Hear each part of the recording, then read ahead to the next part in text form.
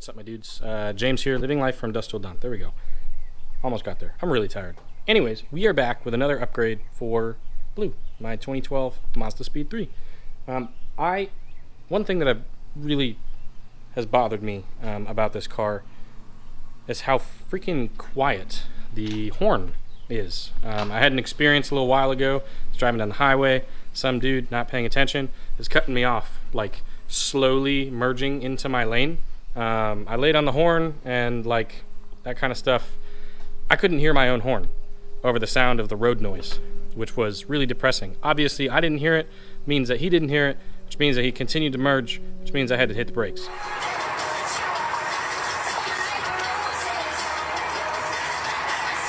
Anyways, that being said, I did a whole lot of searching and I was looking for a new horn that would be louder and better.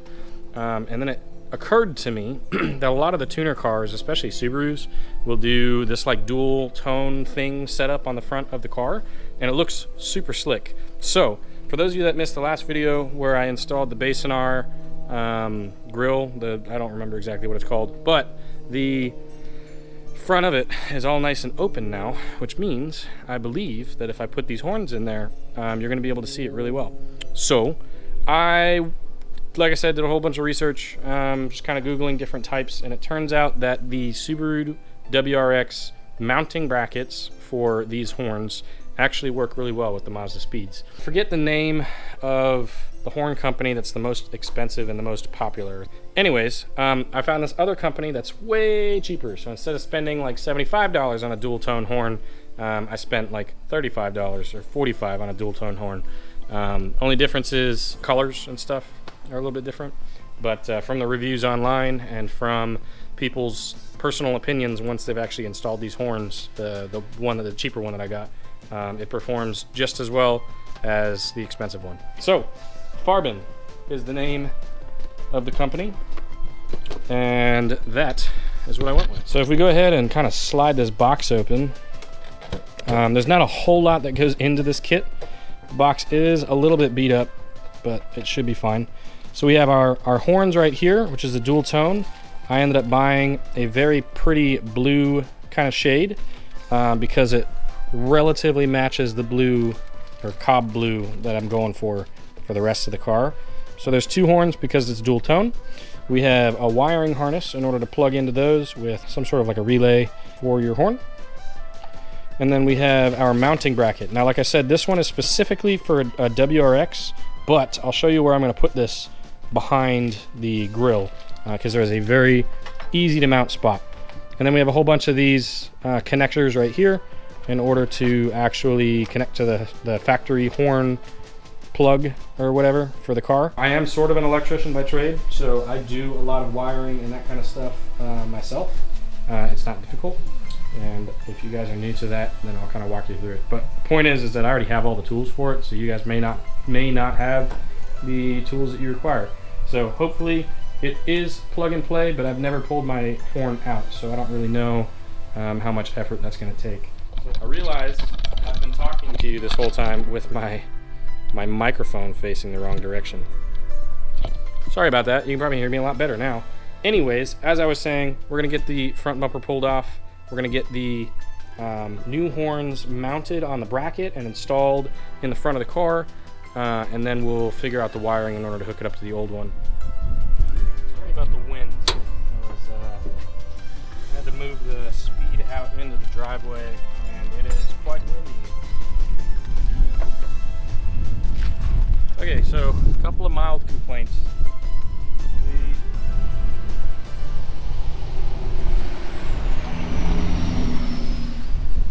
That's really loud. Anyways, the kit, bro, whoever created wind was the worst. Anyways, as I was freaking saying before my camera almost fell over, the kit includes, allegedly, a singular nut or bolt with no nut associated.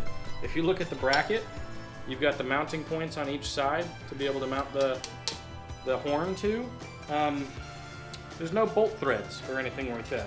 And there's washers and an Allen wrench. So unless I was supposed to receive more, which I'm assuming that I was. This bag's a little shredded. That's really kind of upsetting. So I don't entirely know how to fix this. I guess I would email, I'm gonna email the company and be like, hey man, what the hell? So here is what I came up with. I'll show you. Oh, I gotta sit on the ground with you. Basically, I ran to Lowe's and I picked up some M8 nut or bolts. These are, sorry, not M8, M5 bolts by 0.8, but that's your standard for M5. I ended up settling on a 12 millimeter. They also have a 10 millimeter, which is really all that I'm going to need, but I figured the 12 is probably safer.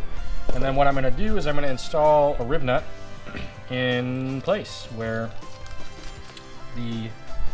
this is. So basically, we have our little extension mounting plates or whatever, and if you loosen the nut holding them on, there's actually 3 little metal blades here. I honestly don't know the purpose of that, but what I'm going to do is I'm going to use one of them, throw in a rib nut. These other 2 can be sitting right on top, and that's what we'll thread in. And if for whatever reason I decide I don't want the rib nut there in the future, there's 2 other blades, so I can just take that one off, and no harm, no foul. I am going to be mounting this to this little center support beam or bracket for the front crash bar. Sweet. And then height-wise, I'm just gonna let them hang all the way down at the bottom. I don't really care necessarily where they're located, so I'm gonna go ahead and tighten this up. Now that those are rigidly mounted, now we have to look at the wiring. So the factory horn is right here. Now there is only one. We don't have one on both sides, which could also be why it's so quiet, because it's a single horn base. But we have the wiring harness coming in right here. It looks like it's probably a 2-wire. No, it's only a single. Intriguing. I'm guessing it's grounded to the mount itself then. So I'm gonna have to pull the wiring harness out for the new horns. Kind of roll it out in front of me so I can actually figure out what the heck I'm looking at. Easy day. So I just pulled out the whole wiring harness here. It's just sitting in my lap. And it's really not all that difficult. It looks like a lot of wires, but it's not bad, I swear. So we have a power wire along with an inline fuse. So this is gonna have to run to our battery. I may have to extend that in order to get it over there, because I don't know if this little cable harness is gonna be long enough. This is going to end up being right next to the horns because all of these wires need to go somewhere. So the yellow and black, the black is your ground, the yellow is your power. These go directly to the horns themselves. The white wire is some sort of ground. I don't know what it is necessarily, but it says to connect it to ground. The blue wire is our sensing wire, so we saw, at least I did, I don't know if it really came over on camera very well, but there is a blue wire going directly to the horn. It's currently in the car. So I'll be connecting those 2 together. And then, of course, you have another ground cable, and then this relay. Or transformer? Relay? Yeah, this is a relay. Let me get the speed in the garage, because it's going to be a little bit better on myself. Okay, let me show you what we got. Full disclosure, I did already test them, and I am so happy with them. They're really loud. It's great. I'll show you in a second, but let me show you my really crappy wiring run and where I have everything wired to. I'm gonna loom it and fix it later, eventually, but for now, it's just so I can drive to work tomorrow. This is what I'm gonna do, and I'm gonna have to come up with a better plan later. But we've obviously got the mounting bracket. I connected the yellow and black to the same point on each side. So the black here I put on top, and the black here I put on bottom just because they're rotated. I guess I got it right, or it doesn't matter, because there was no positive or negative on the back of the little terminals here. But it's not really that big of a deal. So I'll probably at some point end up changing these out for ones that have weatherproof connectors, because it's going to be up here getting splashed with water and stuff. So like these ones, when I heated them up, they have a glue in there that keeps them nice and weather tight. So as long as the cable sheath stays intact, I'm not going to have to worry about corrosion or anything. But so I have those run there. I was able to fit the relay onto the same bolt that we have the mounting bracket. And then I ran a extension for the signal wire It's the green connection right here because I don't have blue wire. Eventually I'll end up swapping that out with a blue one, but that's running obviously to the signal cable that's going to the car. I took the bracket off, by the way. And then the white wire and the 2 black wires. So the 2 black wires I have going to a single ground, and the white I also have going to a ground. And that's also coiled really crappily around here. And then I have them hooked up to the same connector, which I used or reused the bolt right here that was holding the original horn bracket in place, and that works really good. For those of you that don't electricity a lot, I'm not gonna teach you like how to do that. If you really want to know, I can put out a video kind of going through what I do when I'm installing anything electrical, but it all really comes down to, do you have the right tools, and are you willing to cut some wires, which sometimes can be a little scary. But I had to do a whole bunch of crimping and electrical connections myself. What I'm getting at is, to find a ground point, you have to have some sort of a multimeter that can read resistance, because a perfect ground is 0 ohms of resistance. And so if you plug something or you screw something into the car that you're trying to ground out, you have to make sure that it is indeed a ground and not just a random painted bolt. Because originally I was going to use this bolt because where the paint has kind of rubbed off from me ratcheting it, I connected between that and then this spot right here with my multimeter leads. This is a known ground, this is going to the battery, and it came back as 0 ohms. I was like, that's perfect. But the area in between the plates, this one and this one, are both painted. So if I'm not in contact with that thread or that screw at all, then the ground is going to be bad. So originally I had my 2 black cables. They had a big C-shaped thing coming off of them, and I had them connected here, but it wasn't a good enough ground because of those painted surfaces, which is why I rewired it and I ran it over to the original horn mounting location. So one thing that I totally forgot to talk about, but for you, it's right after the last clip about wiring.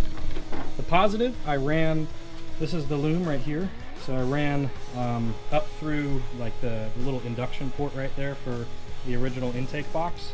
Ran it by my intake, and then in through, you can see it right down in there underneath this little tray. There's a little inlet right there, and I had it popping up here and then plugged in right here, and then the little relay is going to be right there, which is fantastic. So it is plugged into the positive of the battery and nothing else. Anyways, enough electrical crap. If you guys actually care, drop a comment, and I will make a short or something that I can put out and link in the description for this video, so that you guys can go back and look and be like, oh, okay, this is how we actually do it. So let me know.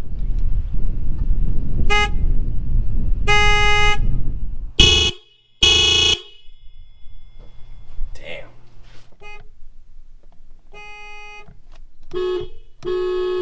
So obviously, I'm in the garage now, and I wasn't before, so there might be a little bit of residual kind of echo coming from inside of the garage. But, I mean, the horns are facing that way, and the whole garage door is open, so I don't think it's that much of a bleed-over effect. They are awesome. That is so much louder. Hopefully you can hear the difference on the camera, because it's freaking ear-piercing. The dual tone, that higher tone, really messes up my ears. So it's great.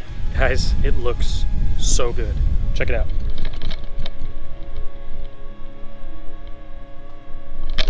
And it's going to look even better when I have the front-mounted intercooler and the rack.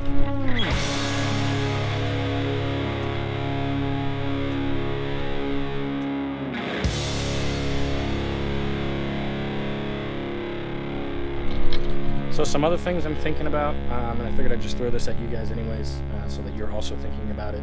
Eventually, I'm going to be doing a front-mounted intercooler. Now, the one that I have is small and will probably most likely fit in the space underneath the horns. Now, when I go for a larger intercooler that will take up this entire space, it will or should fit behind the horns, but I'm going to have to move the wires for the horns out of the way. And I think I'll be able to just bend them to the side to make clearance. If not, I'm going to have to pull the horns off.